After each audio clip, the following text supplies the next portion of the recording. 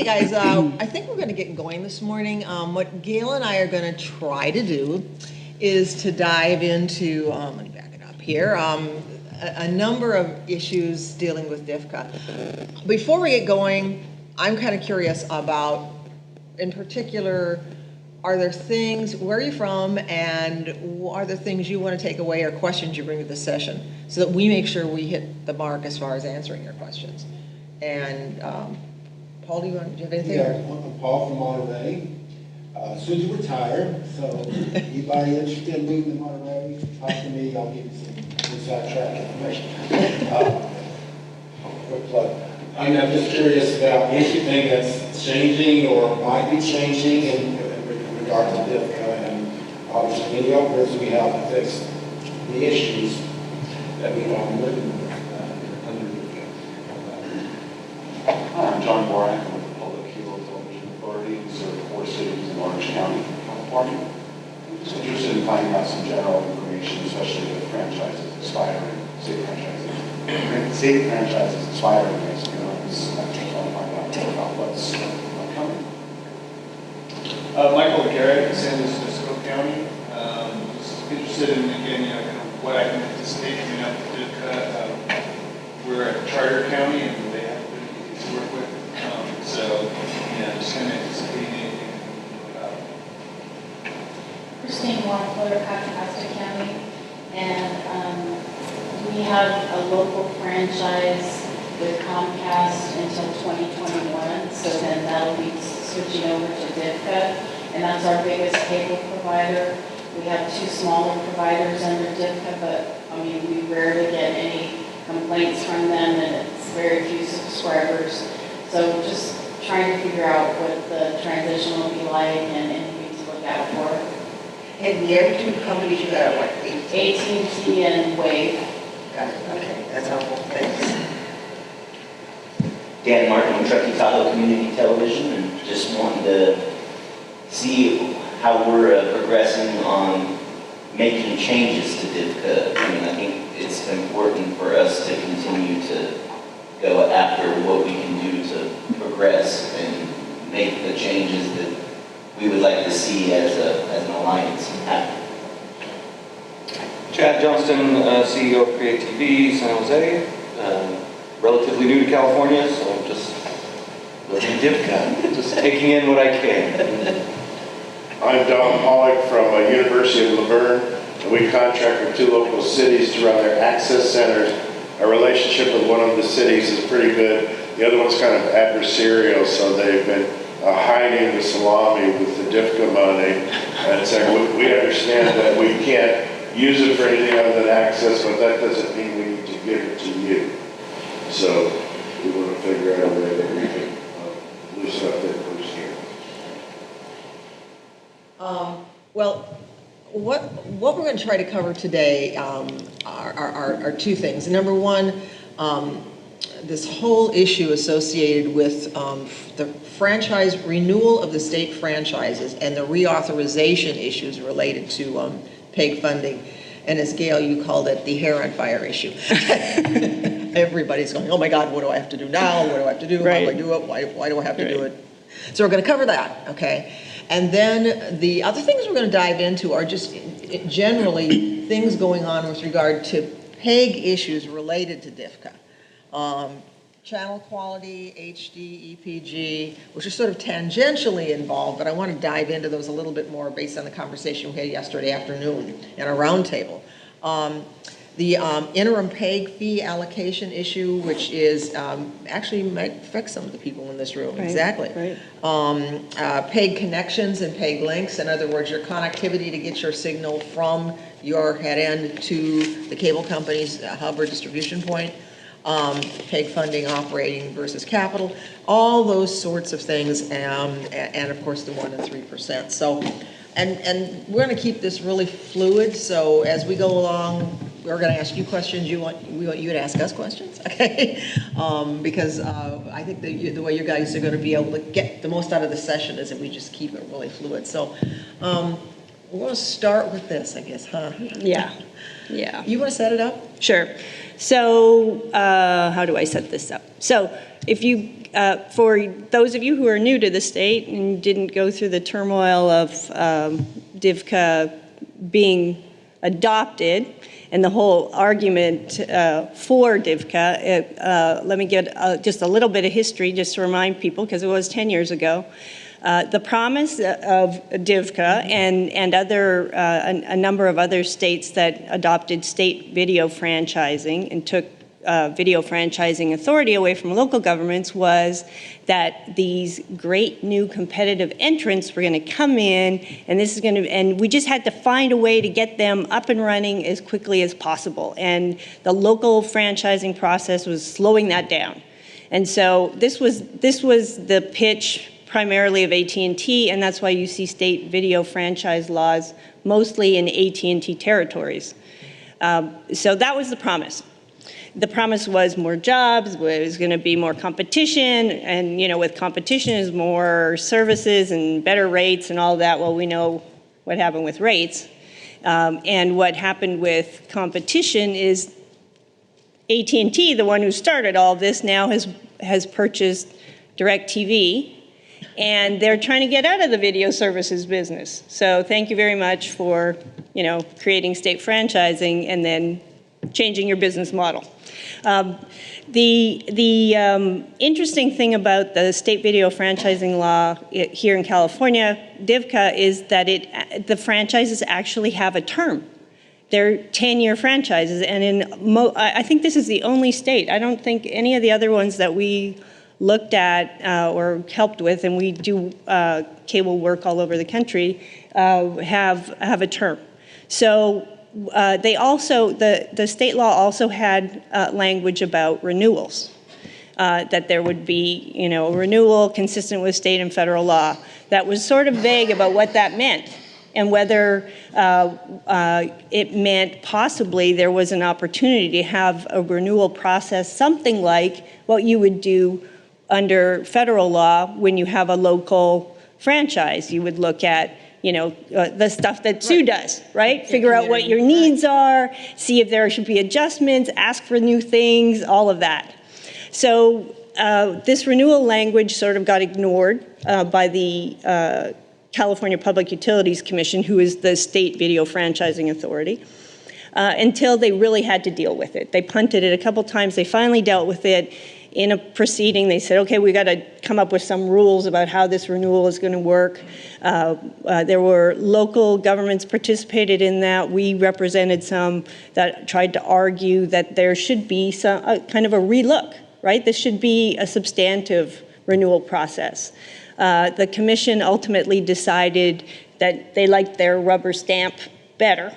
And so they said, no, it's going to be super streamlined, just like the initial application.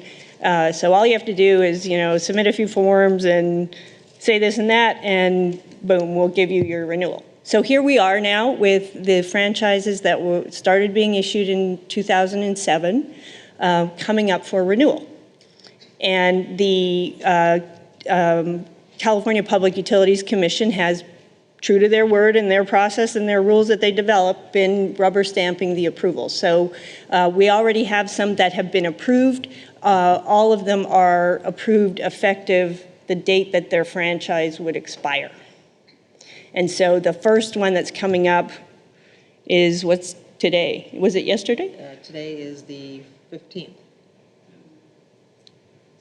Excuse me, 10th. The 10th, so 2 days ago. Yeah, exactly. Was the first one, AT&T. Now, and one of the things, I want to find out how many of you are fairly familiar with what DIVCA provided, so that Gail and I can either go over that or not go over that. Right. Are you familiar with the funding and the funding constraints, those sorts of things, with the PEG links, or should we run through those, the things that DIVCA did provide? You can go through it briefly, that would be helpful. Yeah, and let me make a correction. The first one was actually Verizon, which is now Frontier, and that was 2 days ago. AT&T's is on the 30th. So under DIVCA, Well, first of all, for those of you who aren't aware, the Alliance and a whole group of community media center folks around the state, with the help of Bill Lowry, who is then with Miller and Van Eaton. Our former firm, yep. Right, exactly, which merged into, or whatever, BB&K.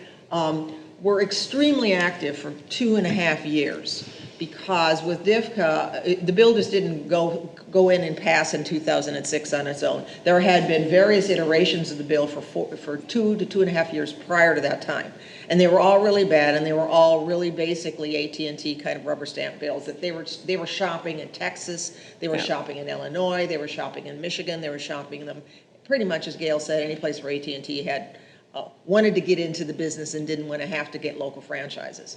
So basically, and we also partnered with the California League of Cities on a number of things as well, ACM, and with the help of Bill. Where we ended up was about in probably May, I went back to my notes, in May of 2006, an absolutely horrendous version of the bill passed through on the House side, on the Assembly side. Okay. And we, because of a very strong supporter that we had with an elected official from the Palo Alto area, we were able to get to the table with a then Senate Pro Tem and begin to work behind the scenes. I mean, we were working behind the scenes, but not with that level of intensity up until that point. We were given copies of the bill, we redlined it, we had meetings with Senate Pro Tem staff, and then there was a meeting held. We were kept out of meetings with the industry, and they held a meeting, and there were like, 35 cable industry people there, and then there was Bill, Randy, myself, I think Suzanne St. John Crane, and there's like 4 of us, okay? But I have to say we kind of held our own, okay? Because the bill was awful. I mean, there wouldn't have been any guarantee for any access in the future, no guarantee of channels, no guarantee of funding, no anything. Where we ended up, and what the bill does now, and this kind of, Don, goes to your question, is under the bill, under DIVCA, you could have, if you had a certain number of channels, you keep those channels, okay? If you didn't have 3 channels, you could get up to 3 channels. So if your franchise had 1 channel, you could get up to 3 channels. Or none. Or Some none. had none, yeah. Okay. With regard to funding, if you had no funding, you could, by ordinance, the town or the city could establish a section of the municipal code that deals with state franchises, and you could get 1% of the gross revenues, as gross revenues are defined by the law, okay? So it's a gross TV revenues. It doesn't include internet, it doesn't include telephony. If in the pre-DIVCA area of your local franchise, which was in place then, if you had paid funding that was more than 1%, there was a formula and a mechanism you would go through, and you could essentially get up to 3%. So above the 1 and up to 3, based on what your local franchise had in it, okay? If there was a formula for if you had a local franchisee and a state franchisee came in, okay, there's a formula for essentially figuring out the interim sharing, and Gail's going to dive a little bit more into that in a few minutes. There was language that basically said that, and that the cable company, if you, the provider, got them the channels, if you have the channels, they have to get them from you. Okay, now, I have to tell you, this language is not artfully written. There were 300 changes to the bill made in less than 3 days. And so you can imagine that some of this language is not exactly as clear as it might be, all right? There is language that basically says that the capacity and the functionality, my words, of the channel have to be similar to those offered to commercial providers on the lowest cost tier of service. Okay, what that meant is that as long as the company keeps an SD tier or an analog tier, that's where you set. And we're going to talk a little bit more about this later, but as some of us are hearing, the industry is talking about they've eliminated analog, and they're talking about eliminating SD. So what does that mean for the future? We're going to carry that, we're going to deal with some of those things as we go on later. But that's a really, really quick summary, okay, of some of the things that are in the bill that deal with PEG. The quality, the channel, number of channels, the funding, the use of funding, which was one of the things that this section that we have up in front of you deals with, as well as the level of funding. And that is how you can use that money. Is it restricted to capital? How is capital defined? Not. Is there a difference between how you can use the money if you're getting the 1% versus if you got more than one and you could use it for things other than just capital under your local franchise? All of this was condensed into a few words that are probably now subject to, and over the years have been subject to, a lot of interpretation. Now we get to the renewal and the reauthorization issue and the renewal of state franchises. And if you see the sentence in yellow in the bottom, okay, Right. you're going to see the sentence that we're going to concentrate on. Right. So there are actually three sections or three paragraphs of that section 5870 that deal with PEG funding. So it's L, M, and N. The one that we are going to focus most of our time on is N, because that's where this reauthorization language appears. But the other ones are important too, because the interim PEG fee that Sue mentioned is discussed in L and in M, and it's the situation where you have a local franchise holder operating under their local franchise, and as of the time when DIVCA came into effect, so January 1st, 2007, they had unfunded, I can't remember the exact phrase, but it's like unfunded cash obligations. So they still had obligations they had to pay to the community under their old franchise, and what DIVCA tried to do was say, well, those payments, you're still going to have to make those payments, but we're going to make sure that everybody who's providing service in your community, so if you have some state video franchise holders too, or even if this applies, even if the local franchise holder converted to a state video franchise, because you were allowed to convert if you had a competitive entrant, right? So those obligations will continue until the expiration of that franchise, the local franchise. So you'll see in some communities they had that situation. They had, for example, Comcast was there and was paying 50 cents a subscriber a month. So the community in that interim period, and say their local franchise that wasn't going to expire until 2021. So for that period where they had that unfunded commitment under the local franchise, the community could require everyone to kind of pay the same amount. And that is under a different section, and so it has nothing to do, in a sense, if your community is in that situation where you're getting funding under that mechanism, this whole reauthorization issue hasn't hit you yet, because you haven't authorized a PEG fee, you haven't adopted one by ordinance. Even if it's in your ordinance, you don't have to do that one by ordinance. And this reauthorization language is dealing with PEG fees that are adopted under 5870N. So the first thing when you're trying to figure this all out is to figure out who's paying and under what circumstance. In this room, I think Christine may be the only one that has a local franchise in place. Everybody else is under state. Am I? Yeah, but they might still be affected by this because yeah. it goes until right 2020. That one that one would expire. The local one would 2021, expire. as Christine said. That's when her local franchise expires. Is 2021. Right. Yeah. But if, say, you're in a community where everyone is operating under a DIVCA franchise, but the incumbent didn't roll over because of an expiration. They rolled over because of they were permitted to under DIVCA because there was a competitive entrant. Then in that situation, you may still be operating under, I know like Sacramento Municipal Cable Television, I think that area, everyone is operating under a state franchise, but they have the payments still going on. And that had to do with settlement on something else, I think. Huh? No, I think, no, it had to do with that, anyway. Yeah, okay.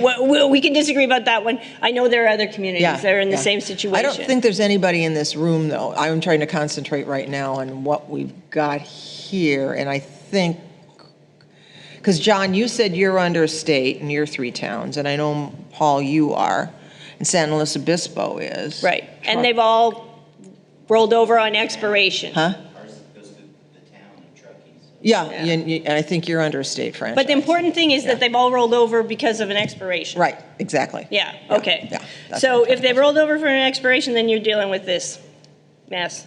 Yeah.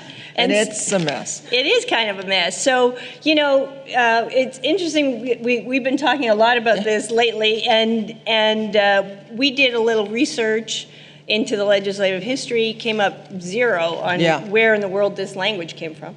I mean, I went back through. Sue did her own little legislative history. I mean, I went back to the report that was written after the bill was passed in August of 2006 by the legislative staff to this whole process. There is nothing in there in the legislative history, in the report, explaining what this is all supposed to mean that deals with this issue at all. So, I mean, I know Gail did digging. I did some digging, trying, when this thing started to pop up in the last about 60 days, maybe around the first of the year. Yeah, I was actually looking at this a year ago for some, because I was dealing with some communities that were just adopting their PEG fees for the first time. But in any event, here we are. We've got this language, we've got all of these franchises expiring and pretty much automatically being renewed. And the language itself is not clear about a lot of things. It's not, I mean, it does say the ordinance shall expire and may be reauthorized upon expiration of the state franchise. Okay, well, what state franchise? What if you're a community that has like 6 state franchises, right? What ordinance? Because it says you have to adopt a PEG fee, the 1% by ordinance, but what if you have more than 1%? Or what, is it those ones too? Which ordinance, right? Is it the whole ordinance or is it just the PEG fee, right? There are a lot of uncertainties. And so what we've been recommending to people is you're never gonna figure out exactly what this is supposed to mean. There's no guidance anywhere. So do the thing that is the most protective of your community.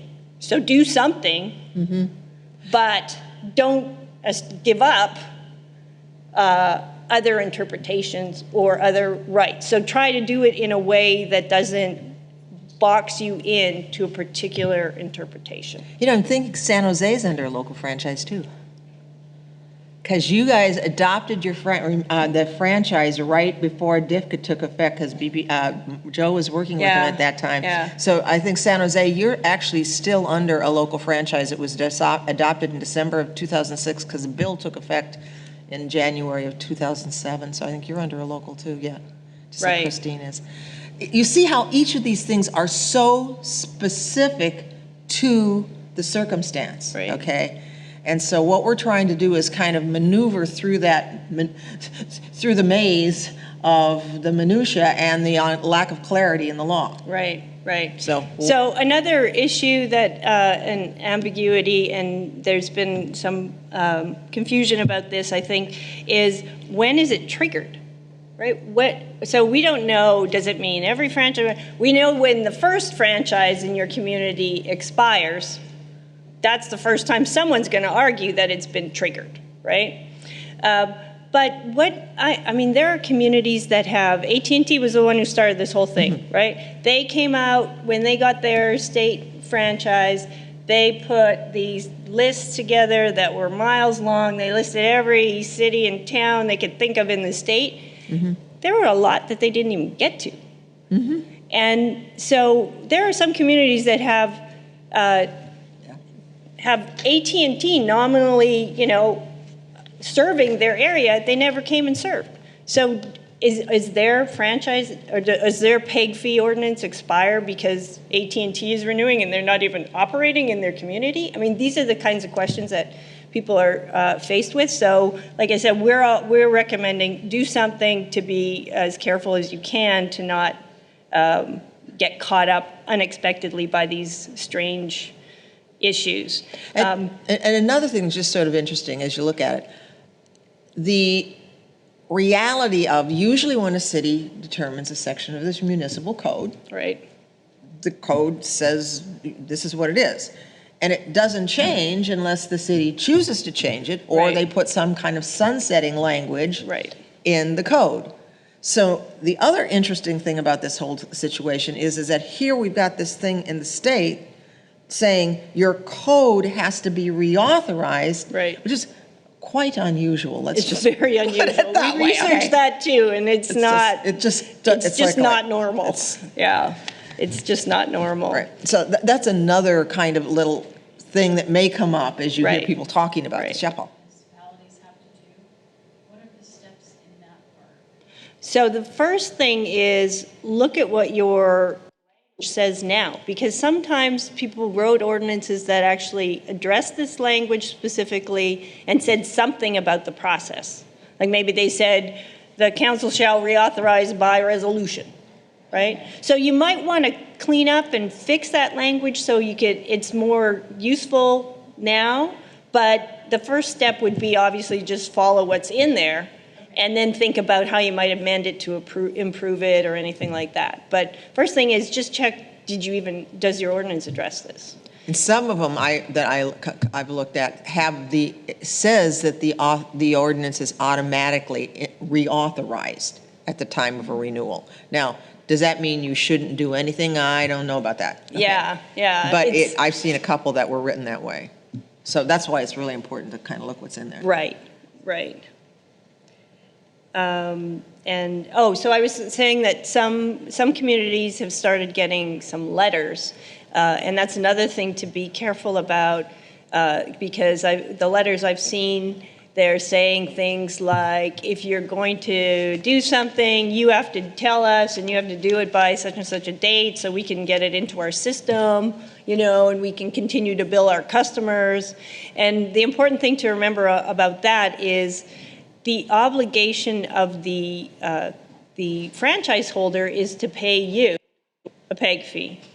They can recover the PEG fees from their customers, but that's not your issue. That's not your problem. So you don't have to meet their deadline so that they can work out what they want to do with their billing. They can figure that out. They can do their cost recovery the way they choose to. They like to do it as a line item, to show it as something that looks more like a tax. They don't have to do it that way, and you don't have to comply with their deadlines. So that's an important thing to remember, because they're trying to add more complications to something that's already pretty messy. One other thing that I wanted to talk to you about too, that you might start hearing, especially if you were an early adopter of a PEG fee and this has never come up to you up in your community before, and that's Prop 26. So Prop 26 was adopted in, I think, November of 2010. So anyone who adopted a PEG fee prior to that date, and a lot of communities did, have never had to face these kind of arguments before. But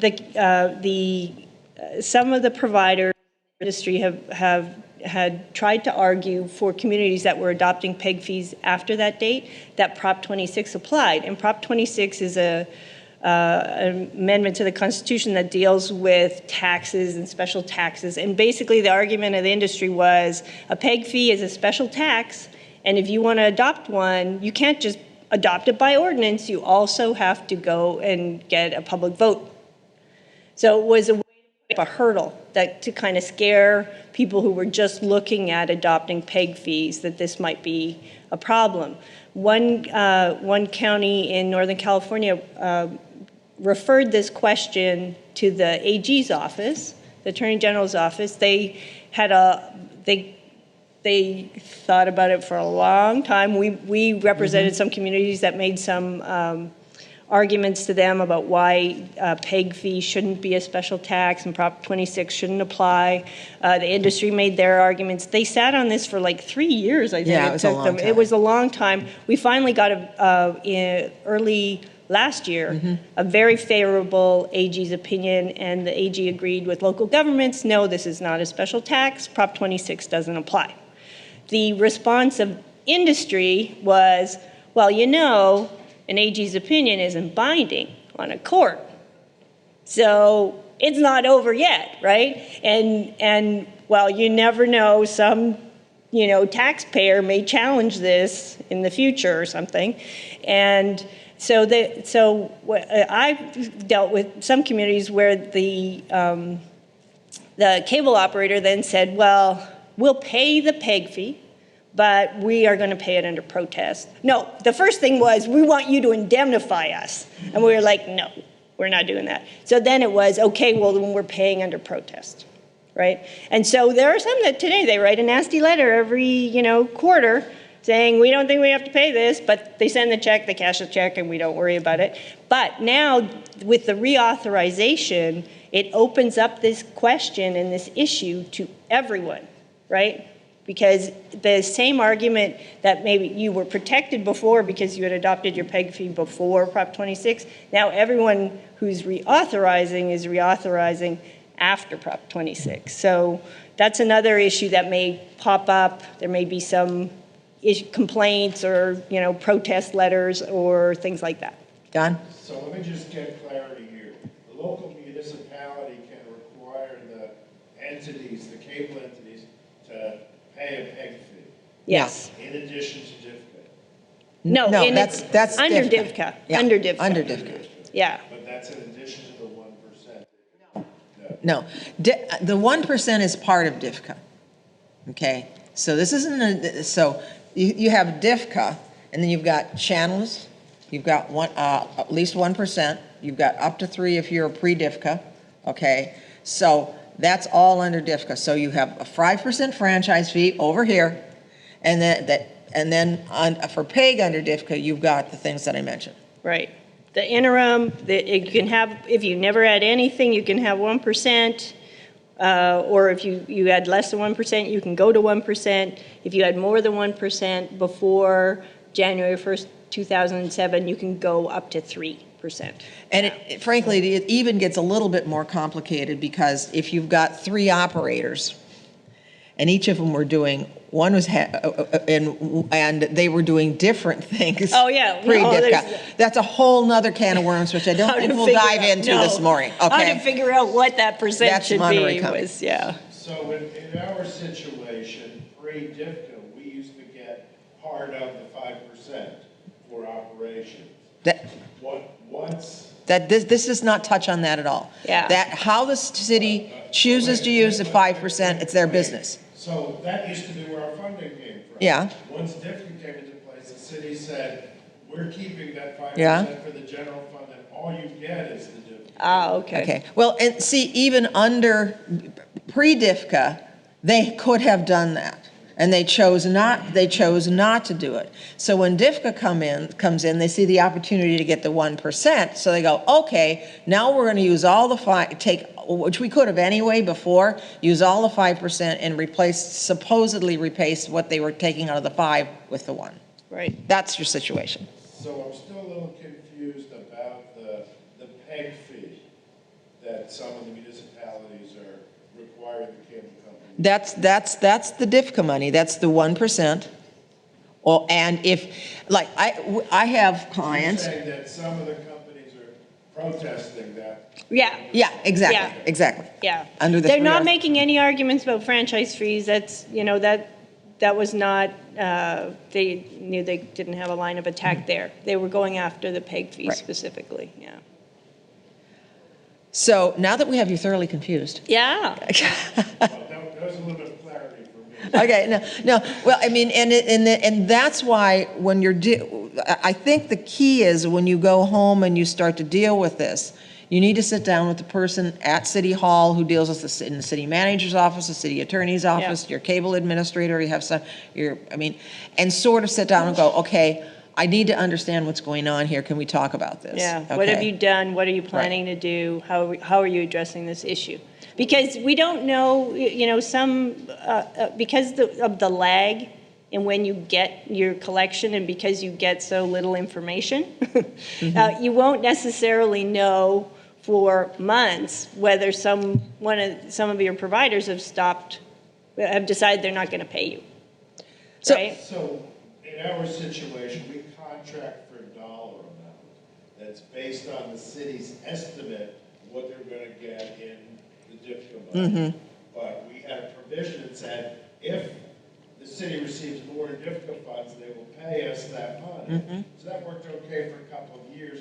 The city didn't like that, so when the agreement came up, they said, there's this dollar amount, and then we'll decide, based on your request, if there's more money for operation.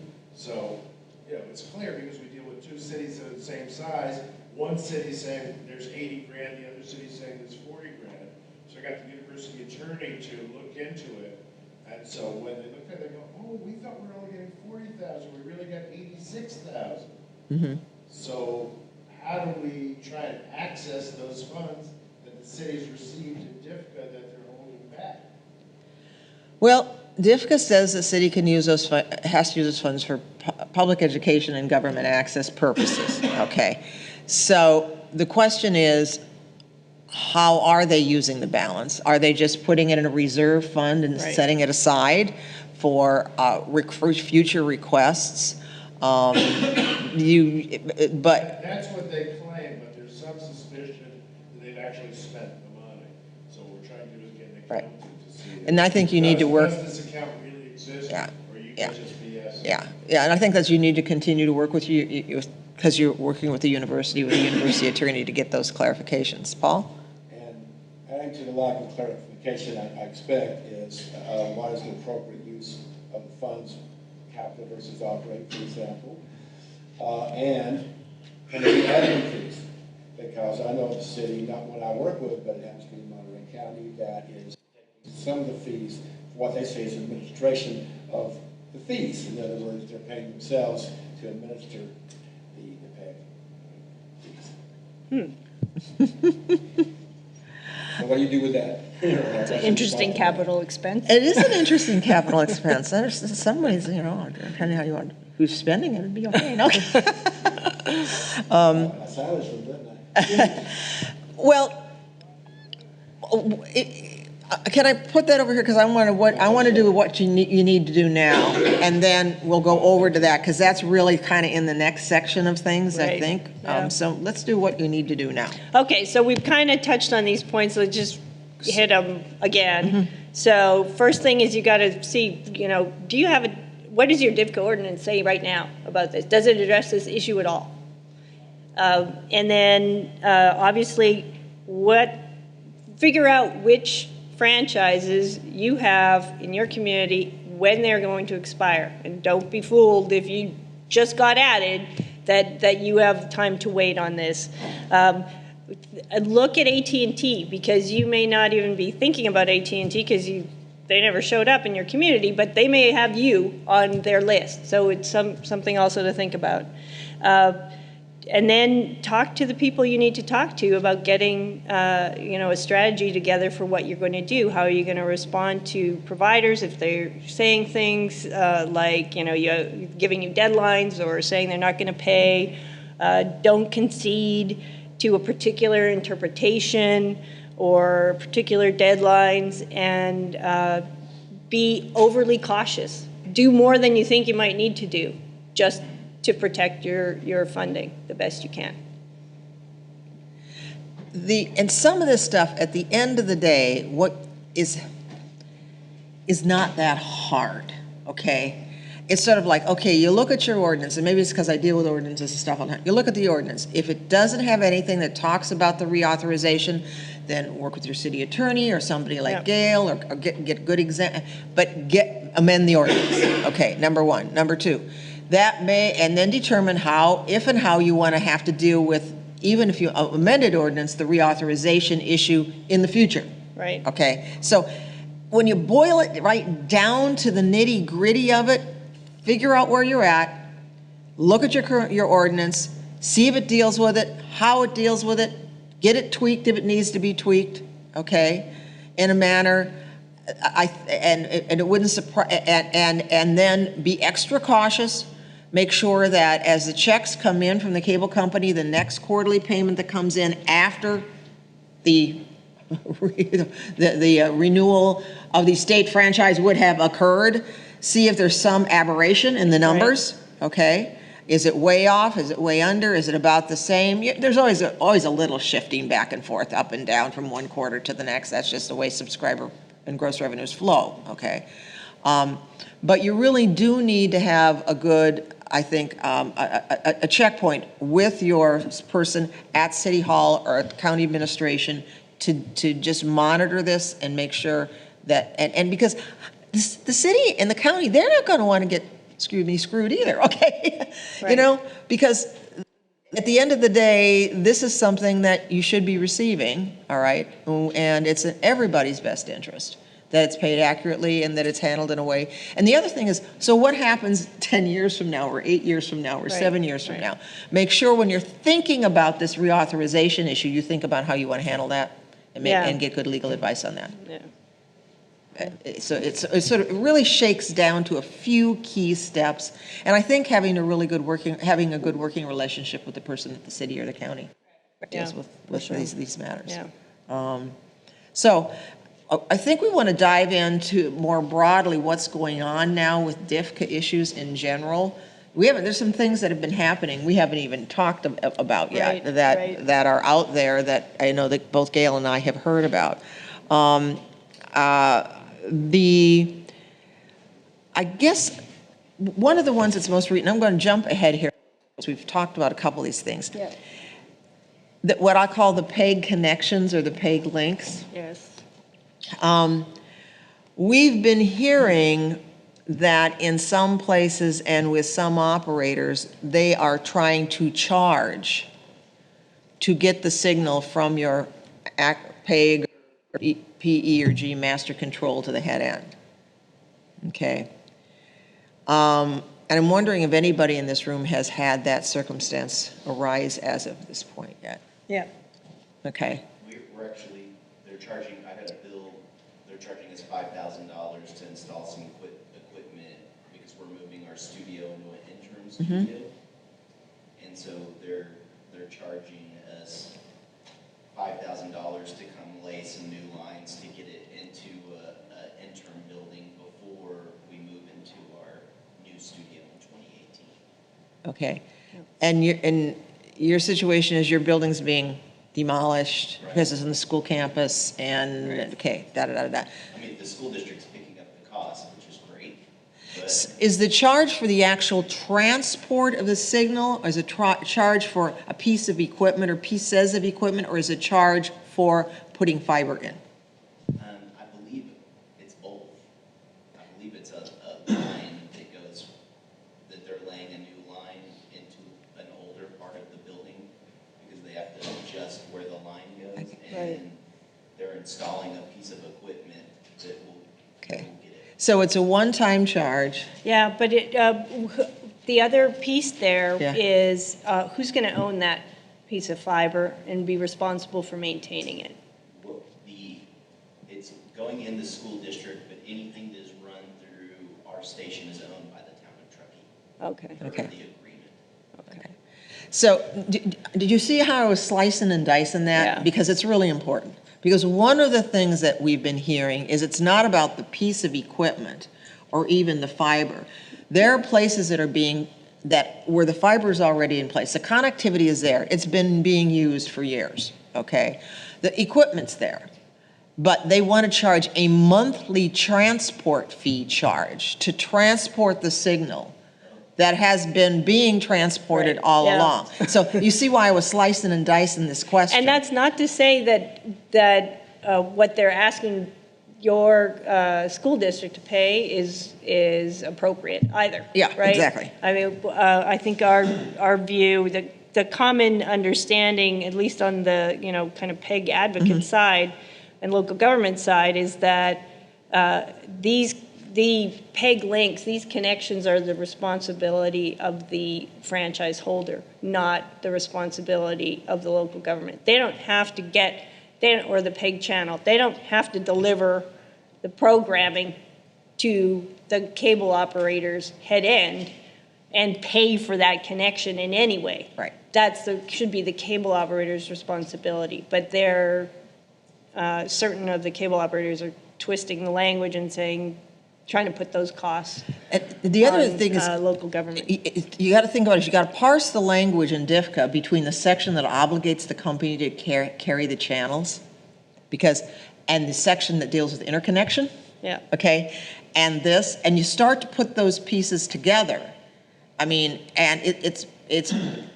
I think it's reasonably clear that it is the obligation of the cable operator to provide To get the channels, the content from wherever it is being made available to them, and get it to the subscribers. Right. Okay. Yeah. And so, but it is again a little bit of parsing different sections of DIVCA.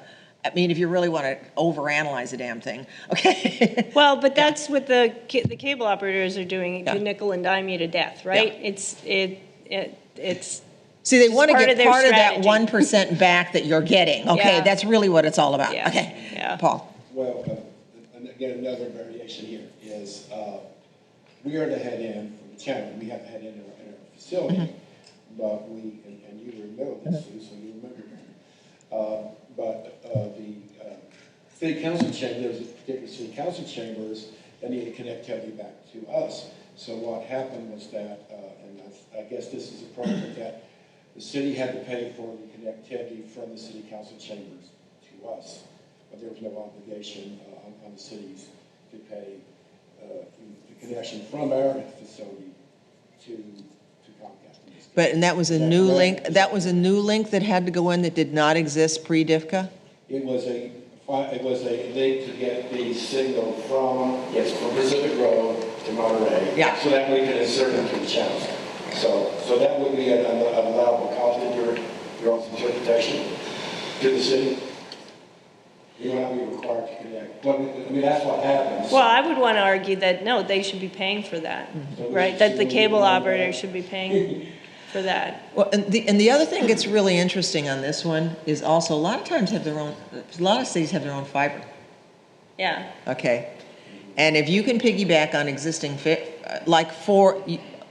let's say City Hall moves, okay, new building, new location, blah blah blah.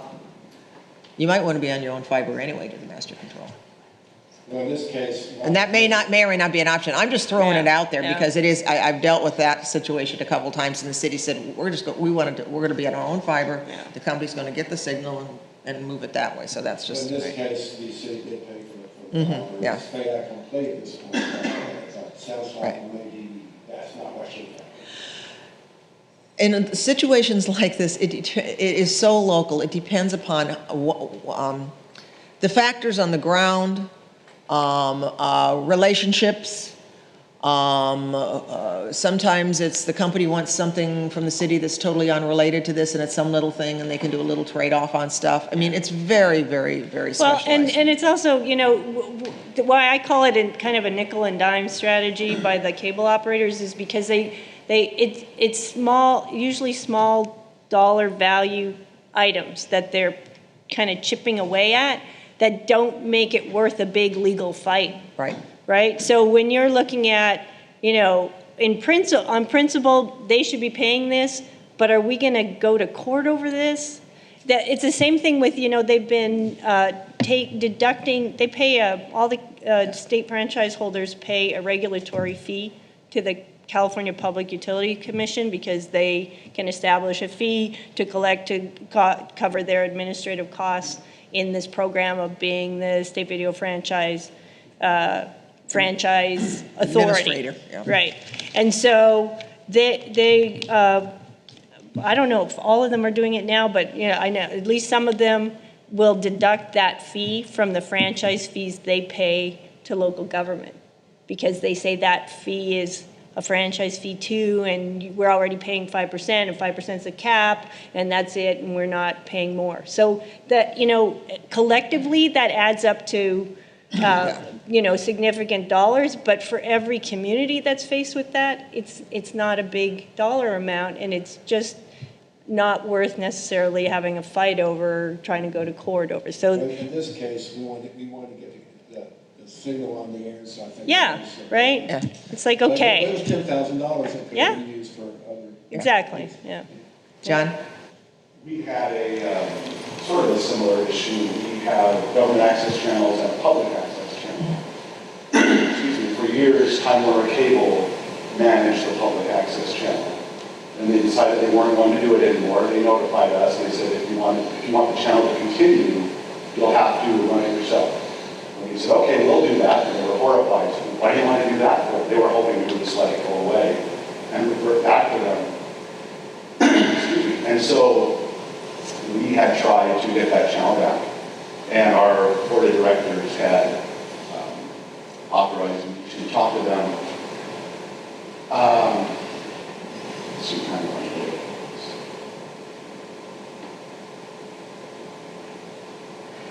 Basically, transport versus transmission. So it's like they were telling us, you can get the channel back, but you have to pay a certain amount for the transport. And you say, well, why should we have to do that? Well, you'll also have to pay for equipment to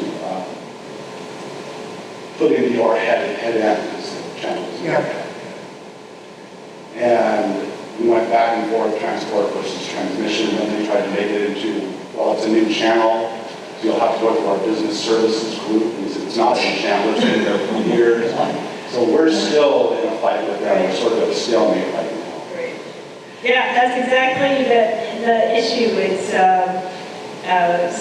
that transport versus transmission is how they are interpreting when their obligation to deliver the signal Yeah. arises, and their new creative nickel and dime version of the world is, it's only when the programming is at our head end that we take responsibility for delivering it to the subscribers. The cost before that is yours. And what's sort of interesting about this is that some of these things, examples that we're giving, seem to emerge from certain companies, okay? And not others, and maybe the others are thinking about it, but it's not, they don't think it's worth their hassle to deal with it. Because at the end of the day, when a company picks a fight, or whatever word you want to use over this stuff, it takes their own time as well, okay? And so sometimes just being persistent and sticking to your guns and not, and on certain issues, ultimately, you may be able to find a equitable solution. If it may not be necessarily the one you wanted, you will be able to find something that will work. But a lot of people just get sick and tired of it and throw up their hands and go, I'm done, I'm not going to waste my time on it. And that's sort of what they expect. That's why we've seen some jurisdictions agree to pay the transport fee. Unfortunately, that sort of sets a bad precedent for other places, but they just get sick of it, or they got a bigger fish to fry, or whatever it might be. It's not worth it. They want to be on the air. And so, but then the company's going to use that as an example to leverage another local government trying. So you need to stay in the information loop on this stuff. And they had told us transport versus transmission, and then they backed down on that. And said, well, we'll grandfather it, and we'll pay the transport, but you'll have to sign a contract in order to have this channel. Sign a contract, and our lawyer said we shouldn't have to sign a contract for that sort of channel. Right. So that's this issue is probably the newest one that's popped up with regard that we hadn't heard a lot about before, with regard to DIVCA issues around PEG. Okay, ones that have been around for a while have to do with the whole issue of signal quality, and also have to do with the issue of HD and EPG. Now, I gave away all my handouts yesterday I have created a list of places where access channels are on HD around the country, and where access channels are getting electronic programming, EPG coverage in places around the country. You'll notice and if you go to our website, just go to thebuskeygroup.com, you can grab those handouts. They're there, okay? The HD one, I have not been able to identify in the state of California any place where the access channels are on HD. Now, it may exist, I just haven't been able to find it, okay? There are access channels in HD in a number of other states with just about every provider, with Charter, with Spectrum, with Comcast, with Wave, CenturyLink, a couple municipally owned, Click, Cellco. So if you go to that list, you're going to see that, okay? On the EPG, what's been interesting is that there's been a shift. And I mean, one could argue under DIVCA that we should PEG channels should be treating in an equivalent fashion. We've been arguing that for a long time. But the EPG there's a shift that's happened. And what you're going to see in the list is that there's a number of places, not only elsewhere, but in California, where the access channels are on the electronic programming guide. And they've gotten there through a number of different mechanisms. Probably one of the earliest ones in the state was in San Jose, when we helped to negotiate a contract with Create TV in San Jose and Comcast for having programming on the electronic programming guide. Now, Create TV said, okay, we'll pay for it. It's important. We need to get it out there. But what happened at about that same time is we started to see a little bit more of that going on. At the same time, in other states, you were seeing places where the cable operator was agreeing on the franchise renewal processes or whatever, that they would provide EPG either at no cost or at some reduced cost. It was part of a negotiating deal package.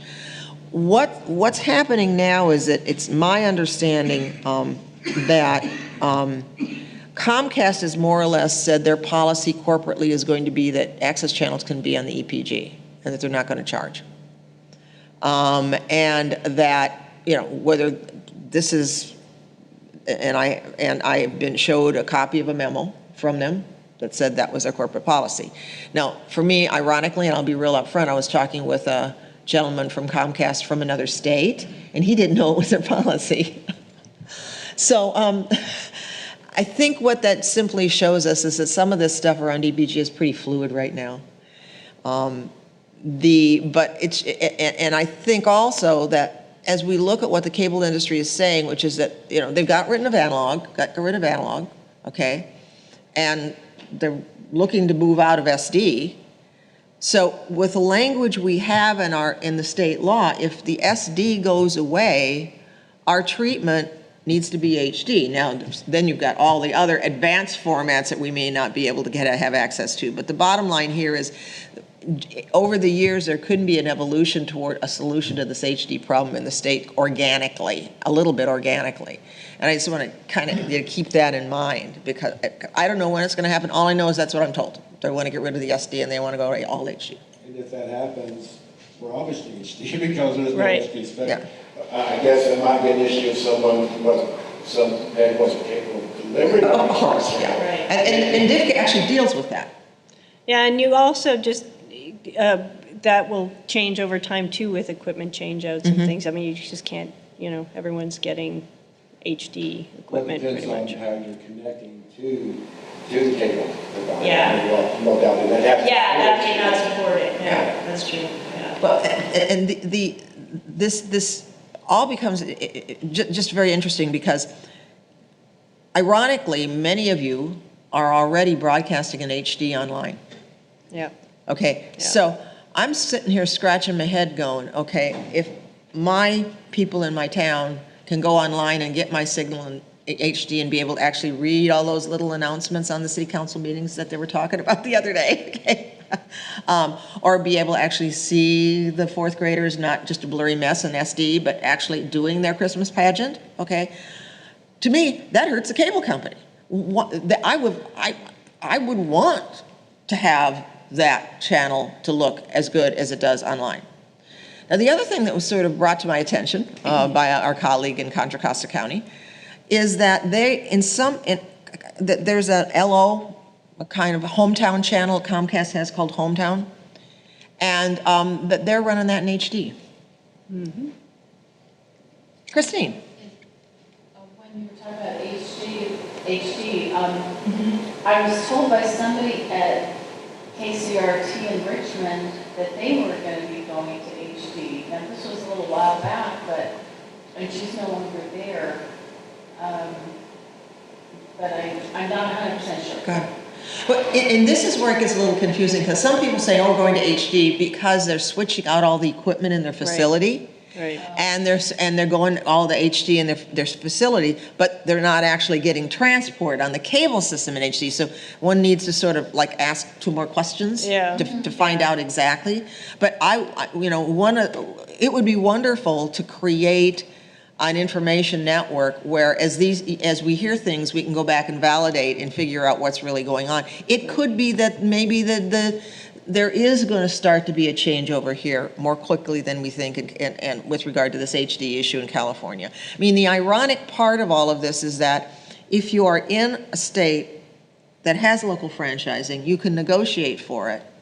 And in many, not all, but not many cases, you can get at least 1 or several channels in HD. Yep. But here in California and in other states of state franchising, we're locked in 2006 when DIVCA was passed or whatever. We're frozen in time, okay? Which seems incredibly inconsistent with the intent of federal law, okay? From the standpoint that the PEG channels should be available. Okay. Well, it's not addressing, it's ignoring community needs, right? And it's just crazy. Ignoring that whole concept. To all the other channels on the dot. But they are the basic tier, which is, they're out from what I'm hearing, because of the basic tier is SD. Well, no, not anymore. Yes, it is. My systems, we serve Comcast and AT&T. I do not know of any place in the state of California where a company has eliminated their SD tier and is only transmitting in HD. They've eliminated their analog. Yeah. But not their, they still have the lowest cost is an SD tier, and then you go up to HD. My point, Sue, is that every other channel now has an HD equivalent, which Comcast, if you're in Comcast, automatically switches you to. This is what was coming up in our meeting yesterday afternoon as well. I know at least one in Monterey County, though, CW, emergency CW, pretty big network. They only have an SD signal for Comcast. So the real problem for channel flippers is that if I'm just going 1, 2, 3, 4, every other channel is going to go to HD. It's going to automatically switch me to HD. I'll never even see the PEG channel. That's right. It'll never even come up in the list. Well, and that has to do, and that goes to a whole series of other issues, okay, that are not just EPG, they're technology driven, okay. So on the quality level, the HD, EPG, we've kind of touched that. I just want to make sure we touch it. We've done the signal, the PEG signal stuff.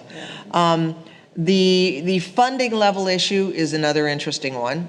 We've talked a bit about that today. Some people in California don't even have the 1%, huh? Right. Yeah. The cities have never even passed an ordinance to get the 1%. Okay. Yeah. There are some that are getting upwards to 3%. Yeah. But the issue then boils down to how, again, the perennial problem of how you can use the money, whether it can, and what is the definition of capital, and so on and so forth. It's an issue that I don't think there's a clean answer to the question. Right. So. Our money's coming from the town and going through the school district, and then the school district, we get checks from the town and we funnel it into the school district, and then they take care of everything. There's no teeth to this tiger, in my opinion, of what could be used as capital and what could be used as operating. I mean, does anybody else see that things are getting funneled through different entities, and that there doesn't seem to be some watchdog over these PEG stations and how they use their operating funds? I mean, fundamentally, it seems to me, that it's the responsibility of the city. I mean, in other words, the city gets us a contract that says, here's your money. I mean, it's pretty their responsibility to assure to the cable company if there was going to be insurance, right, that this money is being used appropriately. Because, yeah, ultimately the risk is, it's not illegal to use the capital, right, to use the pay for operating. It's not illegal. What is at risk is that you, if you do not use the way under federal law the carve-out works is it doesn't affect your franchise fee. It doesn't count towards franchise fees if it's used for capital purposes.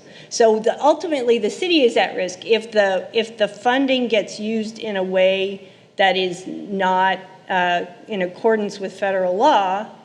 Then the operator could come back at some point and say, hey, we've been overpaying our franchise fees. We don't owe you as much as we thought because you've used this money in a different way. So it is ultimately, it's the whoever is collecting the fee, the city or the county, they're taking on the risk that someday someone may challenge. They use a lot of franchise fees or pay fees? So I'm talking about how they kind of interact, right? Yeah. You under federal law, you can have your 5% franchise fee, spend it how you will. You can, in addition, have a PEG fee used for capital purposes. If you use it for a different purpose, then from the company's perspective, they're paying you fees, and they're paying you more than the 5%, right? And you're not, if you can't fall under the exclusion and say no, but this is a PEG fee being used for capital purposes, then they just think of all of the funding that's goes towards that cap in the franchise fee. So it doesn't matter what they label it, it sort of becomes, how did you spend it? Right. And which bucket does it go in? And the irony of it, again, going back to the irony of it for us in state franchises versus places where you have local franchising, is that under federal law, you go through a renewal process if you have local franchising, and you do certain things, and you do needs assessment, and you gather information, and you performance reviews, and you sit down and you negotiate. And the parties may reach agreement, and the parties can reach agreement on a number of things, and one of the things they can reach agreement on is how much the franchise fee is, and how much the PEG fee is, and how the PEG fee is used. Yeah. Okay? Often that happens in the context of a settlement, right? On non-compliance issues at renewal, and the parties will agree that some of the funding that would go for PEG might be used for operating purposes as part of a settlement. So what's this capital thing? It doesn't say capital DIVCA, does it? It does. It does directly? There's one word that was inserted. But it's in federal law. Okay, well, that's what I want to get back to. Yeah. So how can someone negotiate away from the capital requirement if even under ours and not in other states? Okay, as Gail indicated, one of the things you do when you're in a renewal process is if you do your homework correctly, you are going to thoroughly audit the company at all levels, whether they've complied with the terms and conditions of the existing franchise. That means franchise fees, that means did they put the performance bond in, was the bond the right amount, did they provide you all the connectivity they were supposed to provide you, did they provide, all that stuff, okay? And then you have, that's the looking to the past part. Then you have the looking to the future part. What are our future community needs and interests? So this becomes focus groups, it becomes online surveys, it becomes telephone surveys, it becomes stakeholder meetings, and you take of all that information and you figure out, okay, do we have any open contract compliance issues over here, okay, when you go to the negotiating table, and you also have what are our future needs and interests. And you take all of that to the table, okay, and in cases where you may find that there were open issues on contract compliance, they ultimately become part of that negotiating process, because that has to get fixed. It doesn't have to, but in the perfect world, the city wants to fix that. Right. They want to make sure that the company, because the company's going to want their new franchise and the ordinance adopting it to say that by doing this, the city is saying we've complied with everything in the past. We have no open issues. Right. So the company's going to want that. So in order to get that, okay, and if there are open issues, you end up in a negotiating process using those all our little tools in your negotiating tool belt. And they they play into that negotiation in a lot of different ways, which is why you see I can give you many examples of franchises that have been negotiated in renewals where there's either a side agreement or a side letter or a settlement agreement, or there's reference to something in the franchise itself that says that PEG money, how PEG money can be used, and does not restrict it, or does not restrict certain portions of it, over and above the 5% to capital. Right. So that's how you get it in a negotiation, and that's how the pieces all play together. Unfortunately, here in California, that ability to do that has been removed from local governments, the ability to grant franchises, and the ability to have that level of looking to the future, looking to the past, determining where we go in the future. The state said, oh no, as Gail explained at the beginning, we can't do that anymore because it prevents other companies from coming in and prevents competition. Right. So we don't have the ability to do that anymore, even though you can do it, and it is perfectly proper to do it if you look at how the informal process works under federal law. Yeah. Okay? And that's why it's really frustrating for those of us in a state where our authority has been removed to do these things, because we become frozen in time. That doesn't mean we can't do anything about it. Yeah. And that we only have 10 minutes, so we better. Right, and we're getting close to the end anyway, right. Actually. Yeah. So we've covered operating and capital, we've covered quality, we've covered HP and EPG, and I guess I want to find out if there's things we haven't covered you want to cover. What about the question I asked about the appropriateness potentially of having an admin fee take a piece of the PEG fee that a city or a franchising authority would elect to do that? Does that seem appropriate, or? Well, that ultimately, I think it goes back to what I was saying about if you would use the funds for something. Can you justify using the funds for something?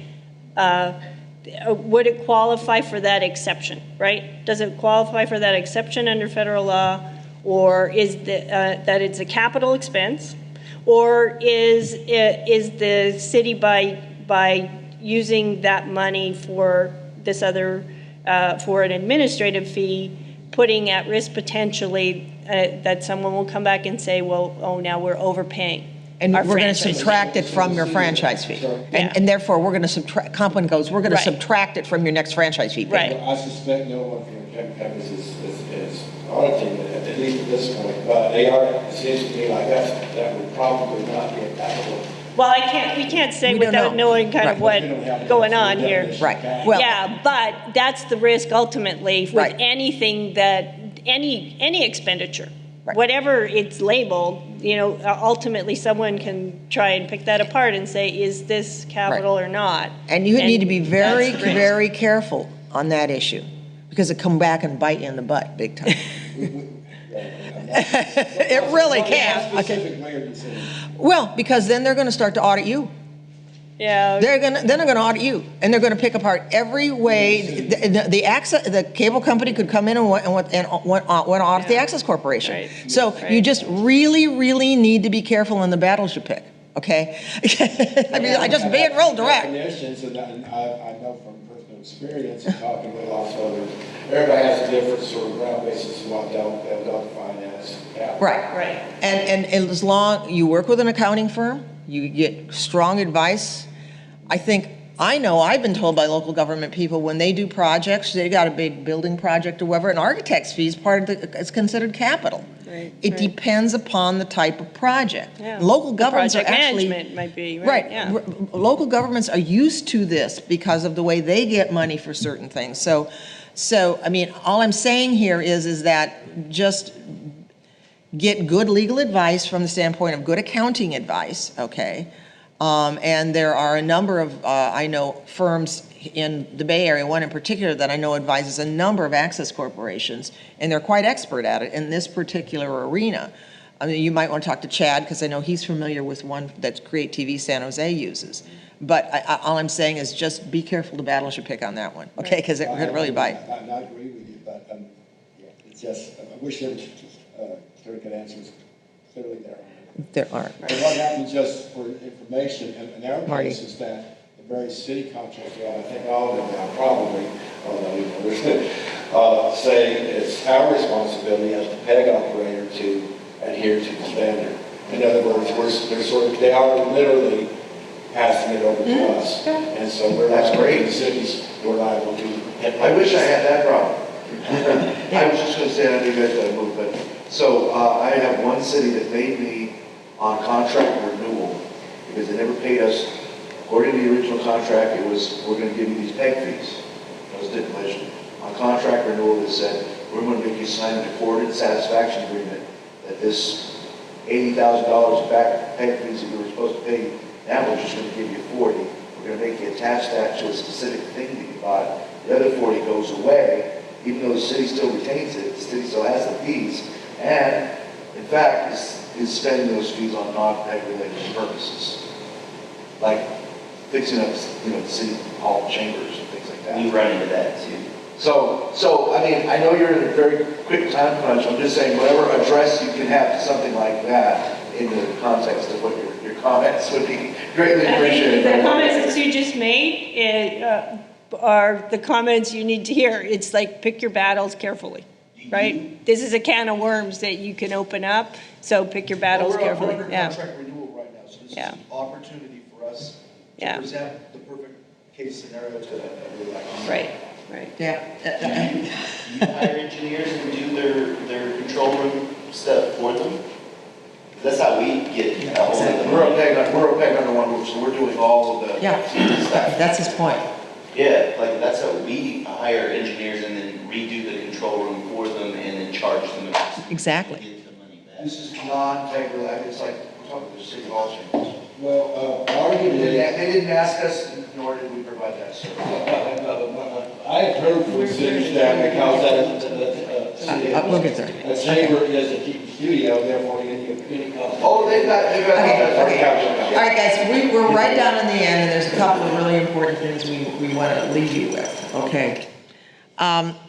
The first one is we need to create a statewide information network, information sharing network.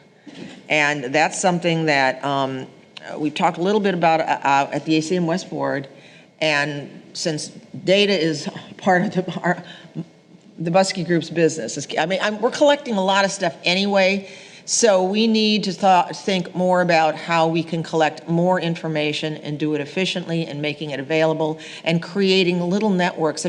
Matt Schuster brought up a really interesting thing at the end of the session, and that is getting together within the PEGs within an hour geographic distance of each other, and everybody, and you guys start to gather together once every 2 months for a half a day, and you have lunch and you talk about what your issues are, and then that information comes back to ACM West, okay? So this is something that we want you to think about, because we think it's very, very important, because a lot of what's going on is everybody's still operating in a lot of isolation and with not a lot of information that they need. So we can build a more robust network of information and people contacts and make it available to everybody. It's just going to create a stronger ability to step to the next piece, which is fixing the problems in the law, okay? And Gail and I were talking about this, and we were just tossing it around. And the thing with DIVCA was the reason we have better language in our state law than most other state laws. The reason it's there is because we found a political champion. Okay, and I'm spacing on the gentleman's name. He was a representative from Palo Alto, and I'm Simidian, Joe Simidian. Joe took this issue under his umbrella. He got us in the doors. And so we got to think about doing that again. Yep. We've got to find one or more state political champions. Now, it happened that Joe was very senior, and he was very good friends with the Senate Pro Tem. The timing was very good with the person who got involved in his existing connections, and frankly, the staff person he assigned to work with us, who is very, very good. So we need to think about finding that state political champion. How do we do that? We have to educate our elected officials. You saw here on yesterday when all the four reps from 4 state representatives got up and gave proclamations, okay? You may have gotten a proclamation from your state rep on something you've done in your community. Go back in on that, okay? In other words, get them in your studio, get their show on. When they're back in district, have them come on down. If they're doing a town hall, right now there are a lot of town hall meetings going on, okay? Be there at the town hall meeting, okay? In other words, we have to educate our state reps and senators about our issues and have those issues become their issues. If they're interested in immigration issues, okay, and that's a strong position they take, then make sure you get organizations in your community that are involved with immigration issues, that are friends to that elected officials in your studio. Close the circle, okay? That becomes really key. We may need legal assistance, and that's what people like Gail and our friends at BB&K and all around are there for. Maybe we need a budget to do if we need legal assistance, but we need to be thinking about these things. Yeah. And this finding a connection to the governor is really interesting. You had mentioned that one. Yeah. Do you know any good connections to the governor? He comes to my film festival all the time. He comes to your film? He comes to my film festival all the time. He eats up all the food and everything. Yeah, no, but all these things, see, and don't. I'm telling you, that guy can eat. I'm not lying. Yeah. That's the second time you're back home, Marty. He sucks it all down. And don't make your, like Mike said in the plenary this morning, don't make your first, kind of contact or recontact with someone, the elected officials there with a tin cup, right? Build the relationship first, and then they see the value. And then when you come later. We've spent money on it. Yeah. Then when you come later and with your ask, it's in a context where you've already built the relationship. It's not like, hey, I'm here because I need something. It's like, hey, remember, we're doing this stuff together. Here's a problem I have that maybe you can help me with, right? It's in that kind of context. So so the order we have it on the screen is really the key thing. I mean, we've got, and we may not know who that political champion is right now, but through the work of education, that political champion will probably pop out. Right. And that's exactly what happened when Annie Folger was the executive director at Mid-Penn. She had built a long-term relationship with Joe Simidian and his office and his staff. And so we weren't, when we started to raise concerns about the state bill, he had been on the channel a whole bunch of times. He knew what access was. He supported the concept. So all the groundwork under the educate piece had already been done. Right. Okay, so that's how Joe popped out as the champion. So we want you guys to think about this, okay, and start to do this. Start to educate your state reps and senators. Start to identify what their issues are, okay, and engage with them on their issues as a support organization or entity who's supporting something they really care about. Okay, and it is that then when you build the political capital to come back in and go, we've got these issues. So this is a year and a half long project right here. Yeah. Okay, and we're not, and it's not going to happen overnight. And I know it's frustrating sometimes with what you have to deal with, but in order to do this right, you've got to take the time with it. You can't just dump in and go, the sky is falling. You help us now. Blah, blah, blah. You're not going to get where you need to go that way. So we may want to talk about this at our regional meeting at lunch today a little bit. Right. Am I missing anything? No. Okay. I think we've covered everything. All right. So I hope we haven't left you with too many unanswered questions. As you can see, some of the stuff just, particularly around this reauthorization stuff, it just isn't black and white. But really, the steps are pretty clear. Yeah. Look at your ordinance. Meet with your city staff person, do a fix. Doesn't have to be a hard fix. Right. It's not a hard thing to fix. It can be fixed. All right. And be cautious and watch what comes in when your next checks come in after that reauthorization would have happened. So, thank you very much. You.